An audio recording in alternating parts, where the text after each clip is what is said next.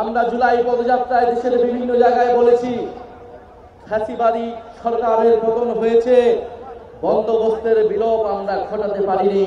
আজ ঐতিহাসিক ৩রা আগস্ট আমাদের ১ বছর পার হচ্ছে। এই ৩রা আগস্টে ঠিক ১ বছর আগে, ঠিক ৩৬৫ দিন আগে আমরা এই শহীদ মিনারে সমাবেত হয়েছিলাম। আপনাদের সহ বাংলাদেশের মানুষ, এই ঢাকা শহরের মানুষ নেমে এসেছিল এই শহীদ মিনারে। এই শহীদ মিনার থেকে আমরা ঘোষণা করেছিলাম ফ্যাসিবাদী ব্যবস্থা বিলোপের সেই ঐতিহাসিক ১ দফা।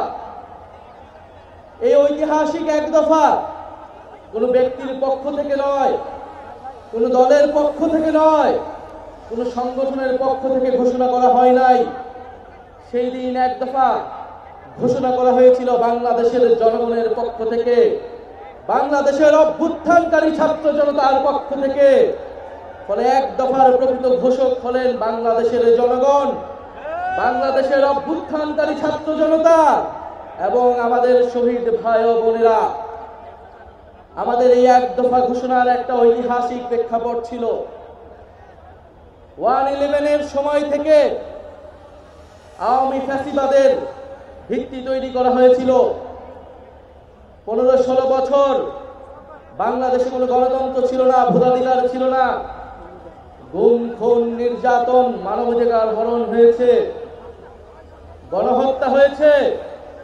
সর্বশেষ কোটা সংস্কার আন্দোলন 2024-এ শিক্ষার্থীদের ন্যায্য আন্দোলনে সন্ত্রাসী ফ্যাসিস্ট পুলিশ বাহিনী নির্মমভাবে গুলি চালিয়ে আমাদের ভাই বোনদেরকে শহীদ করেছিল।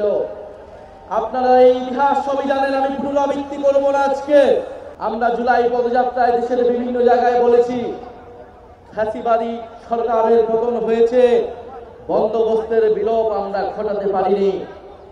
আজকে ১ বছর পরে এসে আমরা আমাদের সেই সীমাবদ্ধতার কথা, আমাদের ব্যর্থতার কথাও আপনাদেরকে বলতে এসেছি। আমরা পারিনি সেই পুরনো সংবিধানকে বাতিল করে একটি নতুন সংবিধান তৈরি করতে।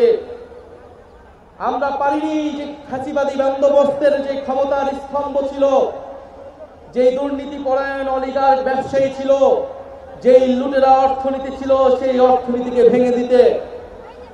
আমরা পারি নাই যেই ফ্যাসিবাদী ব্যবস্থার যে সাংস্কৃতিক ভিত্তি ছিল, গণমাধ্যম থেকে শুরু করে বিভিন্ন জায়গায় যে স্বৈরাচারের দোসররা ছিল, তাদেরকে সম্পূর্ণভাবে পরাজিত করতে। আমরা পারি নাই সেনাবাহিনী সহ প্রশাসনকে জনগণের প্রতিষ্ঠান হিসেবে গড়ে তুলতে।